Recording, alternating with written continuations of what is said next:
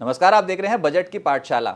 इस पॉडकास्ट में हमारी कोशिश ये है कि बजट में जो टर्म्स आने वाली हैं और जो आपको बहुत भारी भरकम लगती हैं उनको बहुत ही आसान भाषा में डिकोड किया जाए। सुभाष चंद्र गर्ग जी हमारे साथ जुड़े हैं, फॉर्मर फाइनेंस सेक्रेटरी।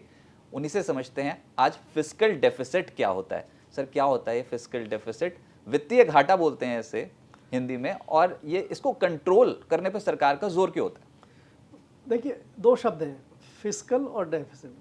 तो फिस्कल तो मतलब सरकार के वित्तीय मामला, सरकार की आमदनी, सरकार की आय, सरकार की रिसीट एक तरफ और सरकार के खर्चे दूसरी तरफ। दोनों में जो अंतर है, कितना आपके खर्चे आपकी आय से ज़्यादा हैं, वो आपका फिस्कल डेफिसिट है।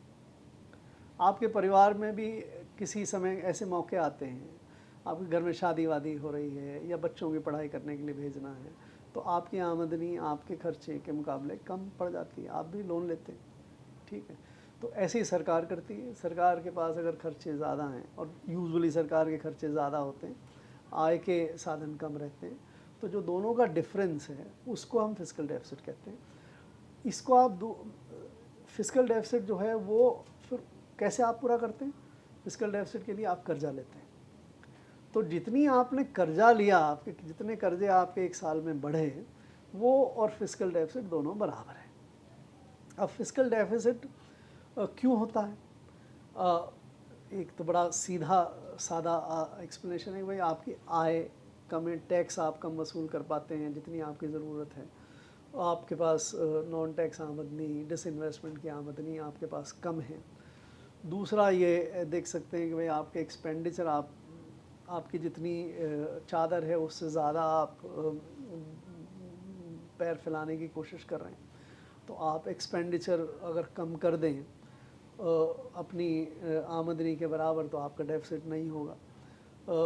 तो ये ये जो कशमकश है सरकार के बीच में, वो कितना खर्चा रखना है और कितना आमदनी है, उसके बीच को कम करें या इसके लिए कर्जा ले लें, ये सारा ये सारी जो गणित है वो बड़ी इम्पोर्टेंट गणित चलती है बजट के सामने, क्योंकि इसका जो प्रभाव होता है, जो वाइडर इकोनॉमी में प्रभाव होता है, वो भी बड़ा महत्वपूर्ण है। अब आप फ़र्ज़ करिए कि देश में सारे लोन्स या डेट कहाँ से क्रिएट होता है? डेट क्रिएट होता है जो लोग बचत करते हैं, और लोगों या विदेशों से हमारे पास कुछ नेट ट्रांसफ़र हो जाए, सेविंग्स का ट्रांसफ़र हो जाए, तो जो बचत हैं उन बचतों से ही आप कर्जा दे पाते हैं।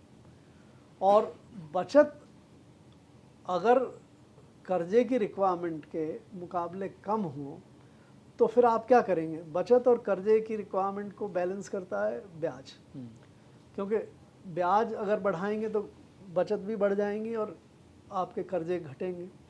तो आप ब्याज के, तो अगर आपकी सरकार का डेफिसिट बहुत ज़्यादा है और सरकार अगर इकोनॉमी से कर्जा लेने की ज़्यादा कोशिश करती है, और सरकार चूँकि डिफ़ॉल्ट कभी नहीं करती, तो सरकार के लिए कर्जा लेना सबसे आसान होता है दूसरों के मुकाबले।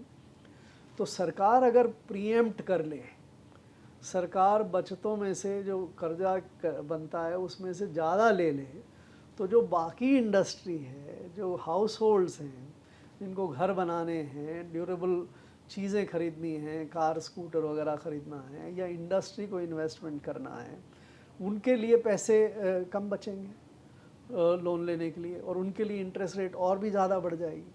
तो ये एक बहुत ज़रूरी चीज़ है कि सरकार का जो फिस्कल डेफिसिट है वो बहुत ज़्यादा नहीं बढ़ना चाहिए, उससे नुकसान होता है। और दूसरा ये बहुत देखना ज़रूरी है कि सरकार जो डेफिसिट रख के कर्जा ले रही है वो किस पे खर्च कर रही है।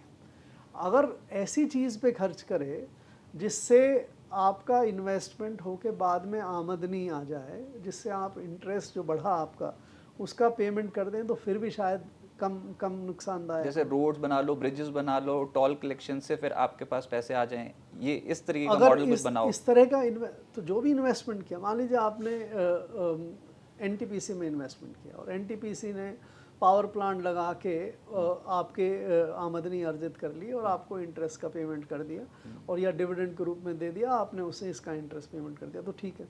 लेकिन अगर ऐसा कर्जा जैसे BSNL को दे दिया आपने और BSNL नुकसान में पड़ा हुआ है, वो आपको एक पैसा भी मूल ही नहीं लौटाएगा, इंटरेस्ट तो छोड़िए, डिविडेंड देने की बात है नहीं, तो उस समय फिर आपका क्या होगा कि आपके जो कर्जा लिया उस पर जो इन्वेस्टमेंट किया, और अगर आप रेवेन्यू पे ही खर्च कर दें, सोशल रिफॉर्म्स पे खर्चा करना, कंजम्पशन सोशल रिफॉर्म्स और जो बाकी स्कीम्स हैं उसमें फर्क तो है, मतलब एग्जैक्टली तो अगर सभी चीज रेवड़ियां नहीं होती। हाँ, सोशल एक्सपेंडिचर पे लेके आपने कर्जे से खर्च कर दिया तो वो कुछ भी वापस नहीं आएगा।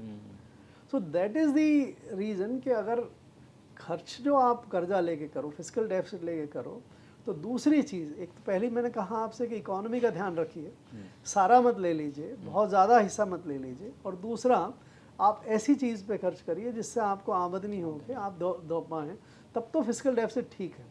अदरवाइज़ जैसी कि वस्तु स्थिति है, कम ही कर्जा लें तो बेहतर। कर्जा तो बढ़ गया देश पे, तो कितना होना चाहिए फिस्कल डेफिसिट? एक आंकड़ा, जो एक इम्पॉर्टेंट आंकड़ा जो बजट में आने वाला होगा, वो क्या हो सकता है? देखिए, इसके लिए कोई साइंटिफिक फार्मूला बनाना मुश्किल है, क्योंकि ये मूविंग पार्ट्स हैं बहुत सारे। अगर आप ऐसी चीज़ पे खर्च कर रहे हैं जिससे आमदनी आ सकती है तो खर्च कर लीजिए, लेकिन आप अगर वो सब चीज़ें नहीं आइडेंटिफाई कर पाते हैं तो ये, और चूँकि हज़ारों मद हैं जिसमें सरकार ये खर्च करती है, तो आप फिर मोटा मोटी एक नियम बनाने की कोशिश करते हैं। तो मोटा मोटी नियम जो बना हुआ देश का वो ये है कि FRBM एक्ट एक बना हुआ है, fiscal responsibility and budget management act, उसके हिसाब से आपका डेफिसिट 3% ऑफ GDP से ज़्यादा नहीं होना चाहिए। अभी कितना? अभी इस साल का है 4.9%, अगले साल की उम्मीद की जा रही है कि 4.5%, वो 3% से बहुत ज़्यादा है।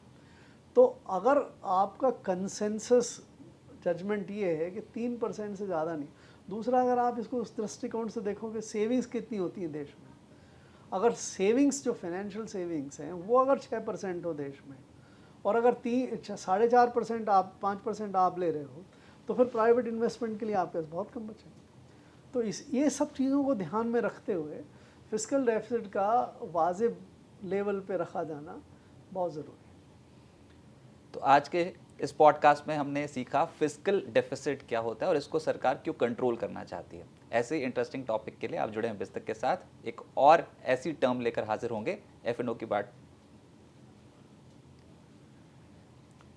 एक और ऐसी टर्म लेकर हाजिर होंगे बजट की पाठशाला के अगली एपिसोड में। एक और ऐसी टर्म लेकर हाजिर होंगे बजट की पाठशाला में अगली बार।